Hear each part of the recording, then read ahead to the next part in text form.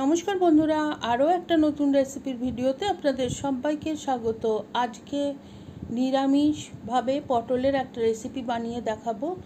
এই গরমকালে একটা দীর্ঘ সময় ধরে বাজারে পটল পাওয়া যায়, আর আমরা এই যারা রান্নাবান্না করি তারা এই পটলের বিভিন্ন রেসিপি রান্না করতে করতে বোর হয়ে যায়, মানে ভীষণ একঘেয়ে লাগে। তো সেই একঘেয়েমি কাটাবার জন্য এই রেসিপিটা নিয়ে এলাম। আশা করি আপনাদের ভালো লাগবে। তো আসুন দেখে নিই রেসিপিটা। কড়াইতে আমি প্রথমে একটা মশলা তৈরি করে নেব। তার জন্য দিয়েছি 1 চা চামচ মৌরি, 3টে শুকনো লঙ্কা, 12টা মতো গোলমরিচ আর 8-10টা কাজু বাদাম। খুব লো হিটে ভালোভাবে ড্রাই রোস্ট করে নেব। মৌরির কালারটা একটু চেঞ্জ হয়ে গেছে, তখন একটা বাটির মধ্যে উঠিয়ে রেখেছি মশলাটা, আর ঠান্ডা হলে এটাকে গুঁড়ো করে নেব। প্রথমে একটুখানি গুঁড়ো করে নেব, তারপরে 1 ইঞ্চি পরিমাণ আদা দিয়ে সামান্য একটু জল দিয়ে এটাকে একটা পেস্ট তৈরি করে রাখবো। আর কড়াইতে দিয়ে দিয়েছি এখন সর্ষের তেল। রান্নাটা সর্ষের তেলেই হবে। তেলটা গরম হয়ে গেলে আমি পটলগুলোকে ভেজে নেব। তার আগে পটলগুলোকে কেটে নিয়েছি, দেখুন এরকম অল্প অল্প করে খোসা ছাড়িয়ে পটলগুলো লম্বা লম্বি অর্ধেক করে কেটে নিয়েছি। আমি এখানে 500 গ্রাম পটল নিয়েছি, আর পটলগুলো একটু কচি হলে কিন্তু রান্নাটা খেতে বেশি ভালো হবে। তেলের মধ্যে সামান্য নাড়াচাড়া করে নেব, আর পটলটা ভাজার সময় আমি দিয়ে দিচ্ছি সামান্য পরিমাণে হলুদ আর আন্দাজ মতো লবণ। সামান্য একটুখানি কালার চলে আসবে আর পটলটা একটু নরম হয়ে যাবে, সেই পর্যন্ত আমরা পটলগুলো ভেজে নেব। পটলগুলো ভাজা হয়ে গেছে, আমি এখন একটা অন্য পাত্রে তুলে রেখেছি। এখন কড়াইতে ওই তেলেই দিয়ে দিয়েছি একটা তেজপাতা, একটা ছোট দারচিনি স্টিক, 3টে এলাচ আর 4-5টা লবঙ্গ। ভালোভাবে ভেজে নেব যাতে গরম মশলা ভাজার সুন্দর গন্ধ বের হয়ে যাবে। তারপরে যে মশলাটা আমি আগে তৈরি করে রেখেছিলাম সেই বাটা মশলাটা দিয়ে দিলাম। এখন ভালো করে তেলের মধ্যে এটাকে কষিয়ে নিতে হবে।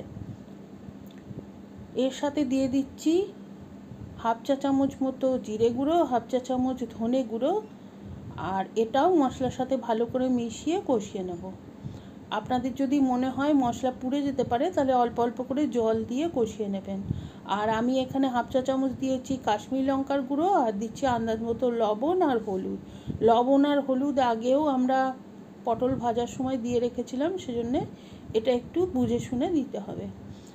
আর সামান্য একটুখানি ব্লেন্ডার জার ধুয়ে জল দিয়েছি, আর খুব ভালো করে মশলার সাথে মিশিয়ে ফুটিয়ে নেব যাতে মশলার কাঁচা গন্ধটা একেবারেই চলে যায়। আর এখন দিয়ে দিচ্ছি চিনি। যেহেতু এটা নিরামিষ রান্না সেই জন্য একটুখানি চিনি দিলে ভালোই লাগবে। আর মশলাটা কিন্তু এখন এই মুহূর্তে খুব ভালো করে কষা হয়ে গেছে, তেল ছেড়ে দিয়েছে। এখন ভেজে রাখা পটলগুলো দিয়ে দিচ্ছি। পটলগুলো ভালোভাবে গ্রেভির মধ্যে দিয়ে সেদ্ধ করে নেব, আর তার জন্য আমি জলের পরিবর্তে ব্যবহার করব দুধ। এখানে জল ব্যবহার করা যাবে না, একটু ঘন দুধ ব্যবহার করতে পারলেই ভালো হয়। আর আমি এখানে 1 কাপের মতো দুধ দিয়েছি। আপনারা যেরকম গ্রেভি করতে চান সেই অনুযায়ী দুধের পরিমাণটা সামান্য কম বেশি হতে পারে। ঢাকনা দিয়ে মিডিয়াম হিটে আমি 2-3 মিনিট রান্না করে নেব, এতে করে গ্রেভিটাও ঘন হয়ে যাবে আর পটলটাও একদমই সেদ্ধ হয়ে যাবে। 2 মিনিট বাদে ঢাকনা খুলেছি, আর পটল একদম তৈরি হয়ে গেছে। এখন এই মুহূর্তে আমি দিয়ে দিচ্ছি 1/2 চা চামচ গরম মশলার গুঁড়ো, ভালো করে মিশিয়ে নেব। আর দিয়ে দেব 1 চা চামচ ঘি। ঘিটা দিয়ে ভালো করে মিশিয়ে নিয়ে আমি গ্যাসটা অফ করে দেব, আর গরম গরম এটা আমি সার্ভ করে দেব ভাতের সাথে বা রুটি, লুচি, পরোটা সবের সাথেই কিন্তু এই তরকারিটা ভীষণ ভালো লাগে। আপনারা বাড়িতে অবশ্যই একবার ট্রাই করে দেখবেন এই ক্ষীরোদ পটলের রেসিপি। আশা করি আপনাদের সবারই খুব ভালো লাগবে। রেসিপিটা করলে ছবি শেয়ার করতে পারেন আমার ফেসবুক পেজে, আর কমেন্ট করে অবশ্যই জানাবেন কেমন লাগলো। আর রেসিপিটা ভালো লাগলে please like, share and subscribe my channel.